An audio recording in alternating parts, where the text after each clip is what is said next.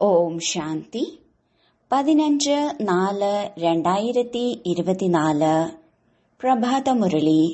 മധുരമായ കുട്ടികളെ, ഈ സംഗമയുഗം ഉത്തമത്തിലും ഉത്തമമായി മാറുന്നതിനുള്ള യുഗമാണ്. ഈ യുഗത്തിൽ തന്നെയാണ് നിങ്ങൾക്ക് പതീതത്തിൽ നിന്നും പാവനമായി മാറി പാവന ലോകം നിർമ്മിക്കേണ്ടത്. ചോദ്യം: അന്തിമത്തിലെ ഭയാനക ദൃശ്യങ്ങൾ കാണുന്നതിനുള്ള ശക്തി എന്തിന്റെ ആധാരത്തിലാണ് ഉണ്ടാവുക? ഉത്തരം: ശരീരത്തിന്റെ ബോധം ഇല്ലാതാക്കിക്കൊണ്ടിരിക്കൂ. അന്തിമത്തിലെ ദൃശ്യങ്ങൾ വളരെ കടുത്തതായിരിക്കും.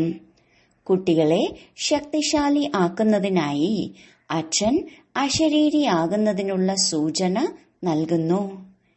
എങ്ങനെയാണോ ബാബ ഈ ശരീരത്തിൽ നിന്ന് വേറിട്ട് കുട്ടികളെ പഠിപ്പിക്കുന്നത്, അതുപോലെ നിങ്ങൾ കുട്ടികളും സ്വയം ശരീരത്തിൽ നിന്ന് വേറിട്ടതാണ് എന്ന് മനസ്സിലാക്കൂ.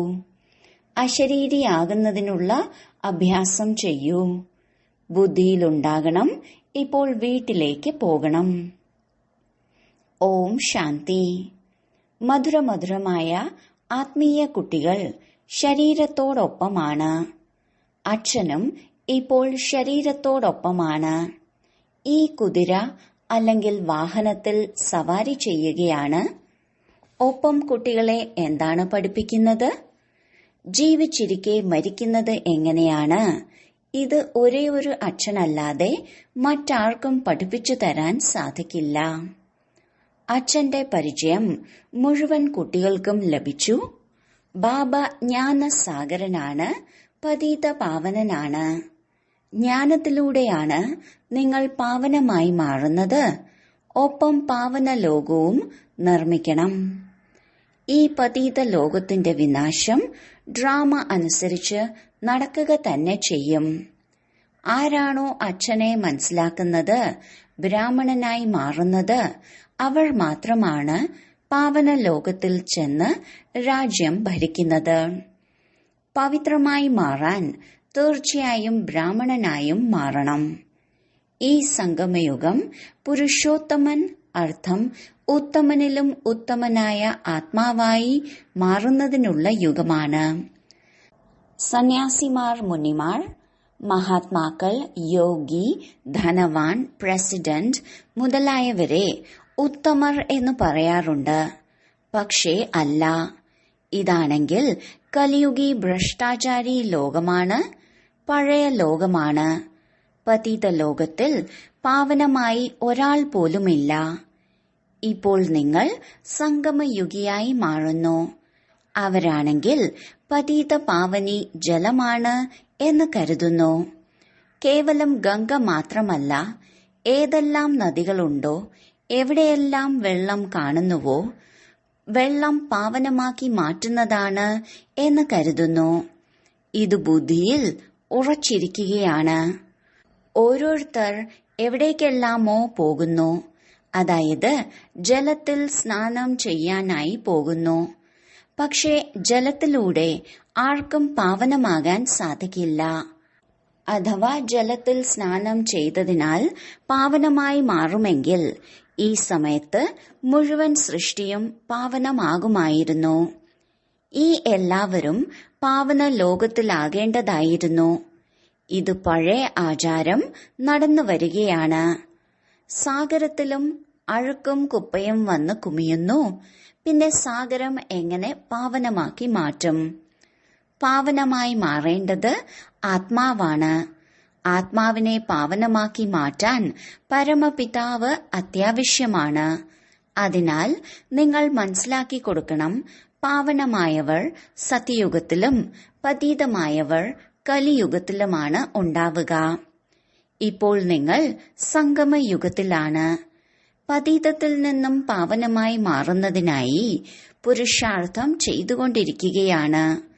നിങ്ങൾക്കറിയാം, മുമ്പ് നമ്മൾ ശൂദ്രവർണത്തിലുള്ളവരായിരുന്നു. ഇപ്പോൾ ബ്രാഹ്മണ വർണത്തിലേതായി മാറി. ശിവബാബ പ്രജാപിത ബ്രഹ്മാവിലൂടെ ആക്കി മാറ്റുന്നു. നമ്മളാണ് സത്യമായ മുഖവംശാവലി ബ്രാഹ്മണർ. അവർ ശരീരവംശാവലികളാണ്. പ്രജാപിതാവുമുണ്ട്. അതിനാൽ എല്ലാവരും പ്രജകളാണ്. പ്രജകളുടെ പിതാവാണ് ബ്രഹ്മാവ്. ബ്രഹ്മാവ് മുതുമുത്തച്ഛനായി. തീർച്ചയായും അവർ ഉണ്ടായിരുന്നു.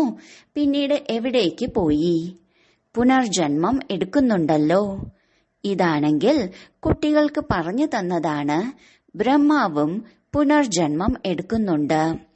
ബ്രഹ്മാവും സരസ്വതിയും മാതാവും പിതാവും അവർ തന്നെയാണ് പിന്നീട് മഹാരാജ മഹാറാണിയായി ശ്രീലക്ഷ്മി നാരായണന്മാരാകുന്നത്. ഇവരെയാണ് വിഷ്ണു എന്ന് വിളിക്കുന്നത്. ഇവർ തന്നെയാണ് പിന്നീട് 84 ജന്മങ്ങൾക്ക് ശേഷം വന്ന് ബ്രഹ്മാവും സരസ്വതിയുമായി മാറുന്നത്. ഈ രഹസ്യം മനസ്സിലാക്കി തന്നിട്ടുണ്ട്. പറയാറുണ്ട്, ജഗദംബ മുഴുവൻ വിശ്വത്തിന്റെയും മാതാവാണ്. ഓരോരുത്തരുടെയും ലൗകിക മാതാവ് അവരവരുടെ വീട്ടിൽ ഇരിക്കുന്നുണ്ട്. പക്ഷേ ജഗദംബയെ ആരും അറിയുന്നില്ല. വെറുതെ അന്ധവിശ്വാസത്തോടെ പറയുന്നു എന്ന് മാത്രം. ആർക്കും അറിയില്ല. ആരുടെ പൂജയാണോ ചെയ്യുന്നത് അവരുടെ കർത്തവ്യം അറിയുന്നില്ല. ഇപ്പോൾ നിങ്ങൾക്കറിയാം, രചയിതാവാണ് ഉയർന്നതിലും ഉയർന്നത്. ഇത് തലകീഴായ വൃക്ഷമാണ്. ഇതിന്റെ ബീജം മുകളിലാണ്. അച്ഛന് നിങ്ങളെ പാവനമാക്കി മാറ്റാൻ താഴേക്ക് വരേണ്ടി വരും. നിങ്ങൾ കുട്ടികൾക്കറിയാം, ബാബ വന്നിരിക്കുകയാണ്. നമുക്ക് ഈ സൃഷ്ടിയുടെ ആദി മധ്യ അന്ത്യ രഹസ്യം പറഞ്ഞു തന്ന് വീണ്ടും നമ്മെ ആ പുതിയ സൃഷ്ടിയുടെ ചക്രവർത്തി രാജാ റാണിയാക്കി മാറ്റുകയാണ്. ഈ ചക്രത്തിന്റെ രഹസ്യത്തെ നിങ്ങൾക്കല്ലാതെ ഈ ലോകത്തിലെ മറ്റാർക്കും അറിയില്ല. അച്ഛൻ പറയുന്നു, 5000 വർഷങ്ങൾക്ക് ശേഷം വീണ്ടും വന്ന് നിങ്ങളെ കേൾപ്പിക്കും. ഈ ഡ്രാമ ഉണ്ടായതും ഉണ്ടാക്കപ്പെട്ടതുമാണ്. ഡ്രാമയുടെ നിർമ്മാതാവ്, സംവിധായകൻ, മുഖ്യ അഭിനേതാവ് എന്നിവരെയും ഡ്രാമയുടെ ആദിമധ്യ അന്ത്യത്തെയും അറിയുന്നില്ല എങ്കിൽ അവരെ ബുദ്ധിയില്ലാത്തവർ എന്ന് പറയില്ലേ? അച്ഛൻ പറയുന്നു, 5000 വർഷങ്ങൾക്ക് മുമ്പും ഞാൻ നിങ്ങൾക്ക് മനസ്സിലാക്കി തന്നിട്ടുണ്ടായിരുന്നു. നിങ്ങൾക്ക് എന്റെ പരിചയം നൽകിയിരുന്നു. എങ്ങനെയാണോ ഇപ്പോൾ നൽകുന്നത് അതുപോലെ. നിങ്ങളെ പവിത്രമാക്കി മാറ്റിയിരുന്നു. എങ്ങനെയാണോ ഇപ്പോൾ മാറ്റുന്നത് അതുപോലെ. സ്വയം ആത്മാവാണ് എന്ന് മനസ്സിലാക്കി അച്ഛനെ ഓർമ്മിക്കൂ. ബാബയാണ് സർവശക്തിവാൻ, പതീത പാവനൻ. പാട്ടുണ്ട്, ആരാണോ അന്ത്യകാലത്ത് ഇന്നയാളെ സ്മരിക്കുന്നത് എന്ന് അവർക്ക് അതനുസരിച്ച് ജന്മം ലഭിക്കുന്നു. ഇപ്പോൾ ഈ സമയത്ത് നിങ്ങൾ ജന്മം എടുക്കുന്നുണ്ട്. പക്ഷെ പന്നിയും കോഴിയും പട്ടിയും പൂച്ചയും ഒന്നും ആകുന്നില്ല. ഇപ്പോൾ പരിധിയില്ലാത്ത അച്ഛൻ വന്നിരിക്കുകയാണ്. പറയുന്നു, ഞാൻ നിങ്ങൾ എല്ലാ ആത്മാക്കളുടെയും അച്ഛനാണ്. ഇവർ എല്ലാവരും കാമചിതയിലിരുന്ന് കറുത്തിരിക്കുന്നു. ഇവരെ പിന്നീട് ജ്ഞാനചിതയിൽ കയറ്റണം. നിങ്ങളിപ്പോൾ ജ്ഞാനചിതയിൽ കയറിയിരിക്കുന്നു. ജ്ഞാനചിതയിൽ കയറിയിട്ട് പിന്നീട് വികാരത്തിലേക്ക് പോകാൻ സാധിക്കില്ല. പ്രതിജ്ഞ ചെയ്യുന്നു, നിങ്ങൾ പവിത്രമായിരിക്കും. ബാബ സാധാരണ മനുഷ്യരുടെ രാഖിയൊന്നുമല്ല കെട്ടിത്തരുന്നത്. അത് ഭക്തി മാർഗത്തിൽ നടന്നുവരുന്ന ആചാരമാണ്. വാസ്തവത്തിൽ അത് ഈ സമയത്തെ കാര്യമാണ്. നിങ്ങൾ മനസ്സിലാക്കുന്നുണ്ട്, പാവനമായി മാറാതെ എങ്ങനെ പാവന ലോകത്തിന്റെ അധികാരി ആകും.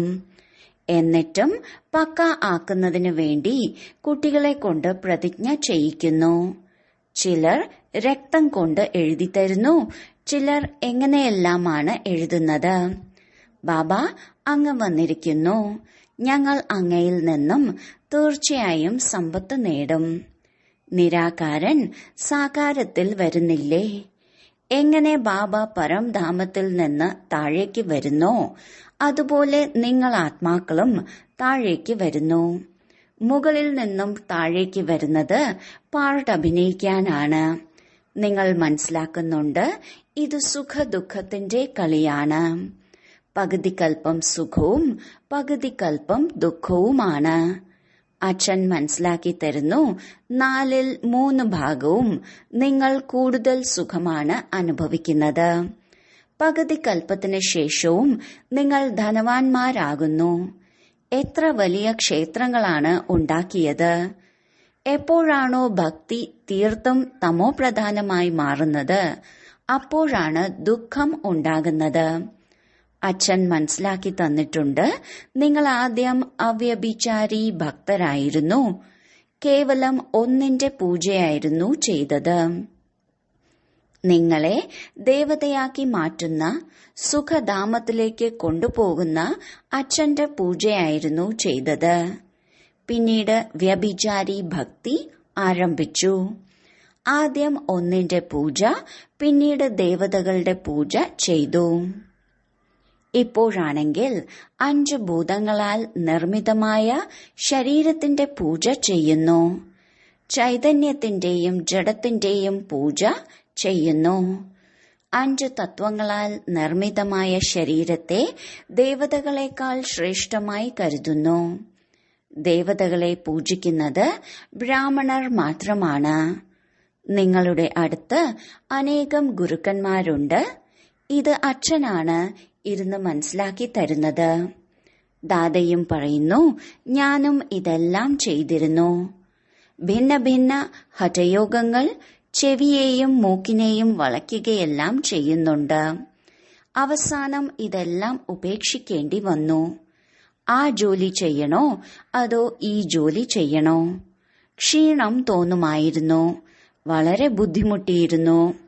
പ്രാണായാമം പഠിക്കുന്നതിൽ വളരെയധികം ബുദ്ധിമുട്ടുകളുണ്ട്. പകുതി കൽപ്പം ഭക്തിമാർഗത്തിലായിരുന്നു. ഇപ്പോൾ മനസ്സിലാകുന്നുണ്ട്. അച്ഛൻ വളരെ കൃത്യമായാണ് പറഞ്ഞു തരുന്നത്. അവർ പറയുന്നു, ഭക്തി പരമ്പരകളായി ചെയ്തു വന്നതാണ്. സത്യയുഗത്തിൽ ഭക്തി എവിടെ നിന്നാണ് വന്നത്? മനുഷ്യർ തീർത്തും മനസ്സിലാക്കുന്നില്ല. ബുദ്ധിശൂന്യരല്ലേ? സത്യയുഗത്തിൽ ഇങ്ങനെ പറയില്ല. അച്ഛൻ പറയുന്നു, ഞാൻ ഓരോ 5000 വർഷങ്ങൾക്ക് ശേഷവും വരുന്നുണ്ട്. തന്റെ ജന്മങ്ങളെ പോലും അറിയാത്ത ആളുടെ ശരീരമാണ് ഞാൻ സ്വീകരിക്കുന്നത്. ഇവരാണ് നമ്പർ 1 സുന്ദരനായിരുന്നത്. ഇവർ തന്നെ ഇപ്പോൾ കറുത്തുപോയി. ആത്മാവ് ഭിന്ന ഭിന്ന ശരീരങ്ങൾ ധാരണ ചെയ്യുന്നു. അതിനാൽ ബാബ പറയുകയാണ്, ഏത് ശരീരത്തിലാണോ ഞാൻ പ്രവേശിക്കുന്നത് അതിൽ ഇപ്പോൾ ഞാൻ ഇരിക്കുന്നുണ്ട്. എന്തു പഠിപ്പിക്കാൻ? ജീവിച്ചിരിക്കെ മരിക്കാൻ. ഈ ലോകത്തിൽ നിന്ന് മരിക്കുക തന്നെ വേണ്ടേ? ഇപ്പോൾ നിങ്ങൾക്ക് പവിത്രമായി മരിക്കണം. എന്റെ പാർട്ട് തന്നെ പാവനമാക്കി മാറ്റുക എന്നതാണ്. അല്ലയോ പതിത പാവന എന്നു പറഞ്ഞ് നിങ്ങൾ ഭാരതവാസികൾ വിളിക്കുന്നുണ്ട്. അല്ലയോ മുക്തിദായക, ദുഃഖത്തിന്റെ ലോകത്തിൽ നിന്ന് മോചിപ്പിക്കാനായി വരൂ എന്ന് മറ്റാരും പറയുന്നില്ല. എല്ലാവരും മുക്തിധാമത്തിലേക്ക് പോകുന്നതിന് വേണ്ടിയാണ് പരിശ്രമിക്കുന്നത്. പിന്നെ നിങ്ങൾ കുട്ടികൾ പുരുഷാർത്ഥം ചെയ്യുന്നത് സുഖധാമത്തിന് വേണ്ടിയാണ്. അത് പ്രവൃത്തി മാർഗത്തിലുള്ളവർക്ക് വേണ്ടിയുള്ളതാണ്. നിങ്ങൾക്കറിയാം, നമ്മൾ പ്രവൃത്തി മാർഗത്തിലുള്ളവർ പവിത്രമായിരുന്നു, പിന്നീട് അപവിത്രമായി മാറി. പ്രവൃത്തി മാർഗത്തിലുള്ളവരുടെ ജോലി നിവൃത്തി മാർഗത്തിലുള്ളവരെ കൊണ്ട് ചെയ്യാൻ കഴിയില്ല. യജ്ഞം, തപം, ദാനം മുതലായ എല്ലാം പ്രവൃത്തി മാർഗത്തിലുള്ളവരാണ് ചെയ്യുന്നത്. നിങ്ങൾക്കിപ്പോൾ അനുഭവമുണ്ടാകുന്നു. ഇപ്പോൾ നമുക്ക് എല്ലാവരെയും അറിയാം. ശിവബാബ നമ്മളെല്ലാവരെയും വീട്ടിലിരുന്ന് പഠിപ്പിക്കുകയാണ്. പരിധിയില്ലാത്ത അച്ഛൻ പരിധിയില്ലാത്ത സുഖം നൽകുന്നവരാണ്. ബാബയെ നിങ്ങൾ വളരെയധികം കാലത്തിന് ശേഷം കാണുകയാണ്. അതിനാൽ പ്രേമത്തിന്റെ കണ്ണുനീർ പൊഴിക്കുന്നു.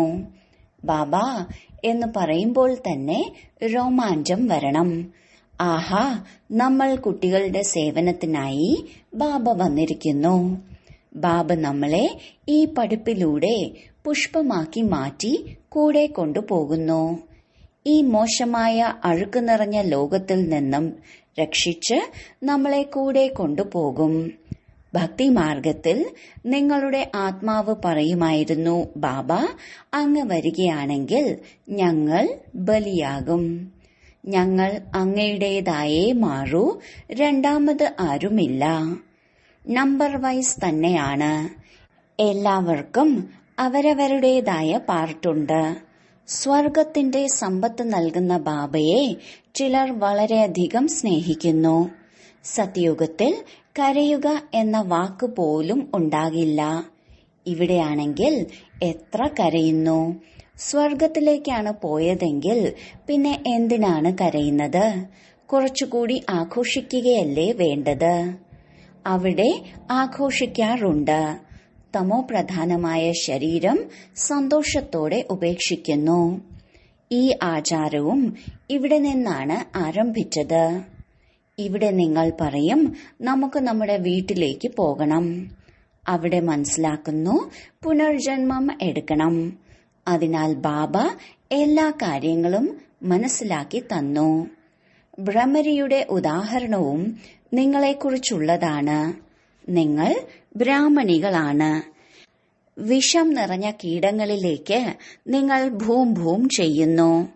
ബാബ പറയുന്നു, നിങ്ങൾ ഈ ശരീരത്തെയും ഉപേക്ഷിക്കണം. ജീവിച്ചിരിക്കെ മരിക്കണം.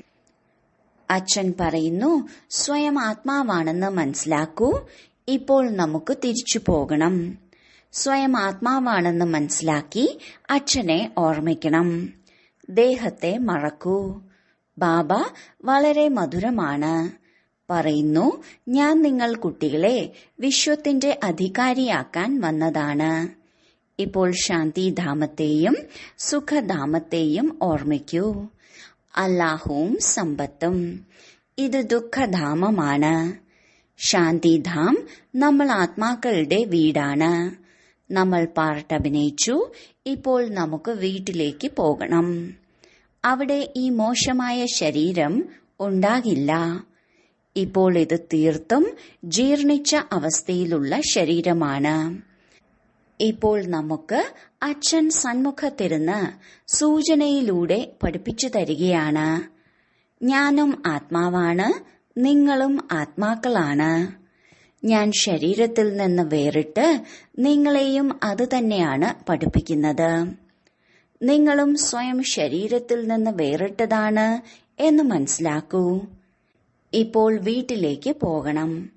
ഇപ്പോൾ ഇവിടെ നിൽക്കേണ്ടതില്ല. ഇതുമറിയാം, ഇപ്പോൾ വിനാശം ഉണ്ടാകണം. ഭാരതത്തിൽ രക്തപ്പുഴ ഒഴുകും. പിന്നീട് ഭാരതത്തിൽ തന്നെ പാൽപ്പുഴ ഒഴുകും. ഇവിടെ എല്ലാ ധർമ്മത്തിലുള്ളവരും ഒരുമിച്ചുണ്ട്. എല്ലാവരും പരസ്പരം വഴക്കടിക്കുന്നു. ഇത് അവസാന സമയത്തെ മരണമാണ്. പാകിസ്ഥാനിൽ എന്തെല്ലാം സംഭവിച്ചിരുന്നു?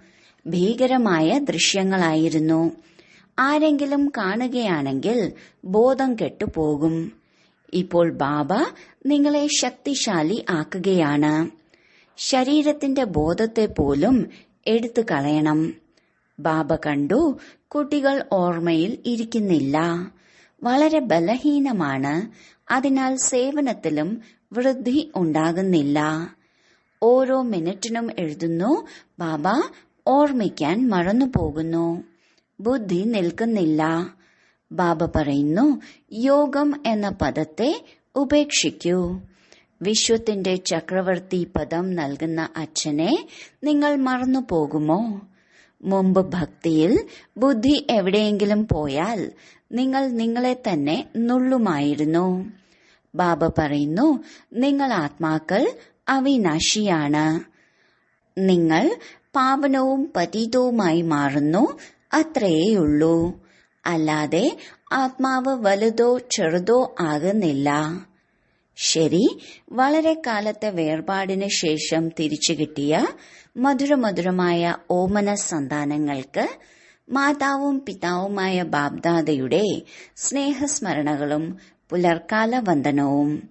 ആത്മീയ പിതാവിന്റെ ആത്മീയ കുട്ടികൾക്ക് നമസ്കാരം. ധാരണയ്ക്കുള്ള മുഖ്യസാരം: 1. തന്നോട് തന്നെ സംസാരിക്കൂ. ആഹാ, ബാബ നമ്മുടെ സേവനം ചെയ്യാനായി വന്നിരിക്കുന്നു. ബാബ നമ്മളെ വീട്ടിലിരുന്ന് പഠിപ്പിക്കുകയാണ്. പരിധിയില്ലാത്ത അച്ഛൻ പരിധിയില്ലാത്ത സുഖം നൽകുന്നവരാണ്. ബാബയെ നമ്മൾ ഇപ്പോഴാണ് കണ്ടുമുട്ടുന്നത്. ഇത്രയും സ്നേഹത്തോടെ ബാബ എന്ന് വിളിക്കണം. വിളിച്ച ഉടനെ സന്തോഷത്താൽ പ്രേമത്തിന്റെ കണ്ണുനീർ വരണം, രോമാഞ്ചമുണ്ടാകണം. 2. ഇപ്പോൾ തിരിച്ചു വീട്ടിലേക്ക് പോകണം. അതിനാൽ എല്ലാത്തിൽ നിന്നും മമത്വം ഇല്ലാതാക്കി ജീവിച്ചിരിക്കെ മരിക്കണം. ഈ ദേഹത്തെയും മറക്കണം. ഇതിൽ നിന്ന് വേറിടാനുള്ള അഭ്യാസം ചെയ്യണം.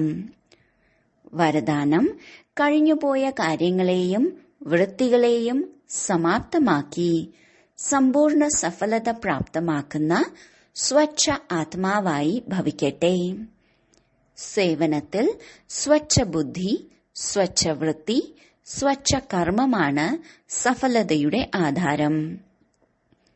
ഏതെങ്കിലും സേവനത്തിന്റെ കാര്യം ആരംഭിക്കുമ്പോൾ ആദ്യം പരിശോധിക്കൂ, ബുദ്ധിയിൽ ഏതെങ്കിലും ആത്മാവിനെക്കുറിച്ചുള്ള കഴിഞ്ഞുപോയ കാര്യങ്ങളെക്കുറിച്ച് ചിന്തിക്കുന്നില്ലല്ലോ. അതേ ദൃഷ്ടിയോടെ വൃത്തിയോടെ അവരെ നോക്കുക, അവരോട് സംസാരിക്കുക. ഇതിലൂടെ സമ്പൂർണ്ണ സഫലത ഉണ്ടാകില്ല. അതിനാൽ കഴിഞ്ഞുപോയ കാര്യങ്ങളെ അല്ലെങ്കിൽ വൃത്തികളെ സമാപ്തമാക്കി സ്വച്ഛമായ ആത്മാവായി മാറൂ. അപ്പോൾ മാത്രമേ സമ്പൂർണ്ണ സഫലത പ്രാപ്തമാക്കാൻ സാധിക്കൂ. സ്ലോഗൻ: ആരാണോ സ്വപരിവർത്തനം ചെയ്യുന്നത്, വിജയമാലയും അവരുടെ കഴുത്തിൽ തന്നെയാണ് വീഴുന്നത്. ഓം ശാന്തി.